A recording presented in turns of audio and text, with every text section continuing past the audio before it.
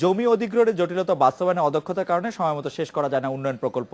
এতে বাড়ছে বাস্তবায়নের সময়, অপচয় হচ্ছে সরকারি অর্থের। তাই এখন থেকে জমির নিশ্চয়তা না পেলে কোনো প্রকল্প একনেকে উঠানো যাবে না বলে জানিয়েছেন পরিকল্পনা মন্ত্রী। ঢাকা চট্টগ্রাম মহাসড়ক দেশের অর্থনীতির লাইফলাইন। এ মহাসড়কটি 4 লেন করার কাজ 4 বছরেও শেষ করা যায়নি, বরং জমি অধিগ্রহণের জটিলতায় বদল এসেছে নকশায়। দুদফা সময় বাড়ায় ব্যয় বেড়েছে হাজার কোটি টাকার বেশি। ঢাকা চট্টগ্রাম মহাসড়কের মতো জনগুরুত্বপূর্ণ বেশিরভাগ প্রকল্পেরই বাড়ছে মেয়াদ, বাড়ছে ব্যয়। সরকারের বাস্তবায়ন পরিবীক্ষণ ও মূল্যায়ন বিভাগ আইএমইডির তথ্য মতে গেল 5 বছরে প্রকল্প বাস্তবায়নে গড়ে মেয়াদ বেড়েছে 3 বছর, আর এতে ব্যয় বেড়েছে গড়ে 42%। কাজ শুরুর পর জমি না পাওয়া, নকশা ও প্রকল্প পরিচালকের বারবার পরিবর্তন উন্নয়ন প্রকল্পের গতিকে থমকে দেয় বলছেন বিশ্লেষকরা। প্রকল্প গ্রহণের পরে, কন্ট্রাক্টর নিয়োগের পরে জমির সংক্রান্ত কারণে যে প্রকল্পের যে ডিজাইন চেঞ্জ করতে হয়, সেটা কিন্তু প্রকল্প ব্যয়কে বিরাটভাবে বাড়িয়ে ফেলে এবং সেটাও জনগণের জন্য একটা বোঝা হয়ে দাঁড়ায়। তবে জমি পাবার বিষয়টিকে বেশি গুরুত্ব দিচ্ছে পরিকল্পনা কমিশন। এখন থেকে জমি পাবার বিষয়টি নিশ্চিত হবার পরই কোনো প্রকল্প একনেকে তোলা হবে বলে জানান পরিকল্পনা মন্ত্রী। যে প্রকল্পটি আমরা নিতে যাচ্ছি সেটি বাস্তবায়ন করতে গেলে যে সমস্যাটি আসবে সেটি হলো জায়গা জমি। জায়গা জমির বিষয়টি তারা মাথায় রাখবেন এবং মাথায় রেখে প্রকল্পটি মূল্যায়ন করবেন এবং সেই রেখে প্রকল্পটি একনেকে বিবেচনার জন্য নিয়ে আসবেন। আইএমইডি সবশেষ তথ্য বলছে নভেম্বর পর্যন্ত এডিপির 21% বাস্তবায়ন করা গেছে। এতে 20%-এর বেশি অর্থ খরচ করতে পেরেছে 54টির মধ্যে মাত্র 15টি মন্ত্রণালয়। Shaon Hasnat, independent news, Dhaka. এই বিষয়ে কথা বলতে আমাদের সাথে আছেন পরিকল্পনা কমিশনের সদস্য শামসুল আলম এবং সিপিডি নির্বাহী পরিচালক ডক্টর মোস্তাফিজুর রহমান। আমি প্রথমে জনাব শামসুল আলম, আপনার কাছ থেকে জানতে চাইবো যে প্রকল্প বাস্তবায়নের ধীরগতির জন্য জমির অধিগ্রহণকে বাধা হিসেবে দেখানো হচ্ছে। রাষ্ট্রের প্রয়োজনও জমি পাওয়া যায় না কেন? এমন কেউ কি আছেন যারা সরকারের চেয়েও প্রভাবশালী বলে মনে করা যায়? আমরা ঢাকা ও চট্টগ্রাম মহাসড়কের কথা বলতে পারি। ঢাকা ও চট্টগ্রাম মহাসড়কের ক্ষেত্রে দেশের লাইফ লাইনে এই মহাসড়কটি করতে অন্তত বেশ কয়েকবার এই জমি অধিগ্রহণের সমস্যার কারণে এটি পিছাতে হয়েছে, আমাদের ব্যয় বেড়েছে অনেক। এর কারণ কি বলে আপনি মনে করেন জনাব শামসুল আলম? ধন্যবাদ। জমি সরকারের চেয়ে অবশ্যই শক্তিশালী কেউ নেই, কিন্তু একটি গণতান্ত্রিক সরকার চাইলেই তার সে শক্তি যথেচ্ছ প্রয়োগ করতে পারে না।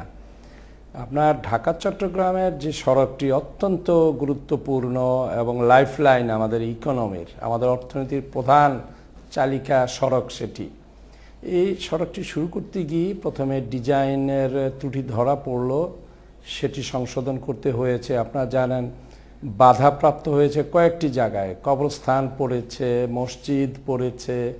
এই ধরনের বিষয়গুলোকে সরকার কেবল বল প্রয়োগ করেই সমাধান করতে পারে না। তো যাই হোক, আমাদের আর্থসামাজিক বাস্তবতায় এই বিষয়গুলোকে সরকার যথেষ্ট সতর্কতার সঙ্গে বিবেচনায় নিতে হয়। তো এগুলো, আর জমি পাওয়াটাও অনেক সময় আমাদের জন্য, এই জমির যে দুষ্প্রাপ্যতা আমাদের দেশে, সেক্ষেত্রে এটিও একটি বড় সমস্যা।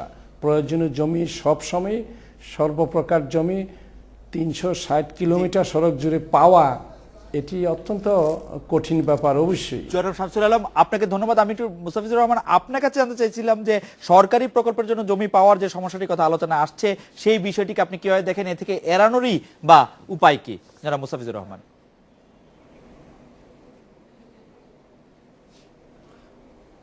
ধন্যবাদ।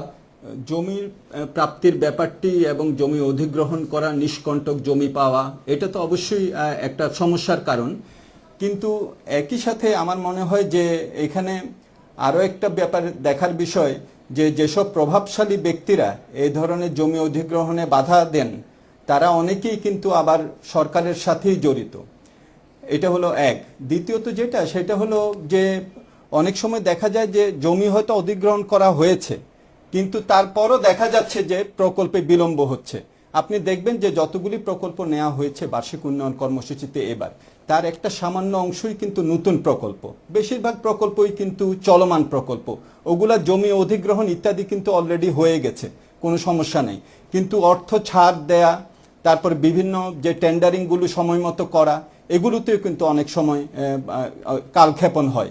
এবং এটার ফলে যেটা হচ্ছে, প্রকল্পের ব্যয় বেড়ে যাচ্ছে, প্রকল্পের সময় বেড়ে যাচ্ছে, সরকার, আমরা জানি যে বার্ষিক উন্নয়ন কর্মসূচির মাত্রাও বাড়ছে এবং শতকরা 7% জিডিপির সমপরিমাণ এখন হচ্ছে, কিন্তু যে পেইসে এটা বাস্তবায়ন করার কথা, সেই জায়গাটায় যে ধরনের সক্ষমতা বৃদ্ধি করার কথা, মিডিয়াম টার্ম বাজেটারি ফ্রেমওয়ার্কের আন্ডারে মন্ত্রণালয়গুলিকে নিয়ে আসা হয়েছে, তাদের সক্ষমতা বৃদ্ধি, এইসব জায়গাগুলোতে কিন্তু অনেক আমার মনে হয় যে দুর্বলতা রয়ে গেছে।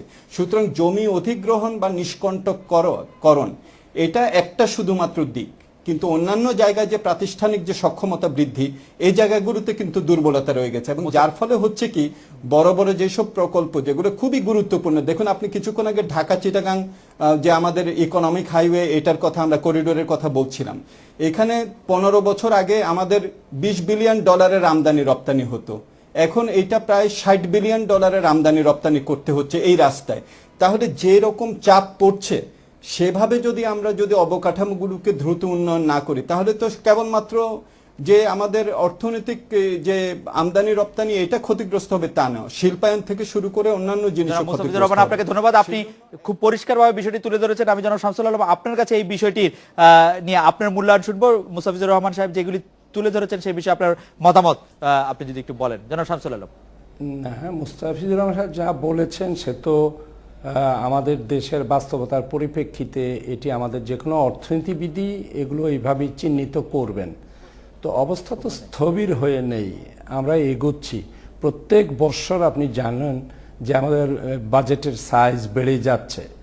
আমাদের এডিপি 60,000 থেকে 85,000 কোটি টাকা হয়ে গেল, জনবল কিন্তু সে আকারে বাড়ে না। তো এটিও সমস্যা আছে, সেটা প্রকল্পের সাইজ যেমন বাড়ছে, সময় মতো কর্মপরিকল্পনা, একাধিক মন্ত্রণালয় জড়িত থাকে, প্রকল্প পরিচালক, প্রয়োজনীয় সংখ্যক যোগ্য প্রকল্প পরিচালক পাওয়ারও সমস্যা আছে, কর্মপরিকল্পনা যথাসময়ে করতে অনেকে পিছিয়ে পড়ে। তো এই বিষয়গুলো তো অবশ্যই বাস্তব সত্য। আমি যে কথা বলবো, এই উপলব্ধি সরকারের মধ্যে আছে এবং সরকার ক্রমান্বয়ে চেষ্টা করছে অবস্থার উন্নতি ঘটানোর জন্য।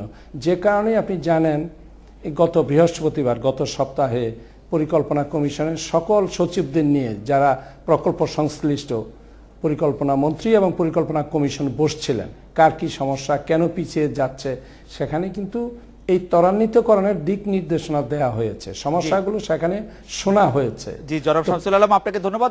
মোস্তাফিজুর রহমান। এই ছিল আজকের এডিটর স্পিকে। আমন্ত্রণ আমাদের পরের আয়োজনে।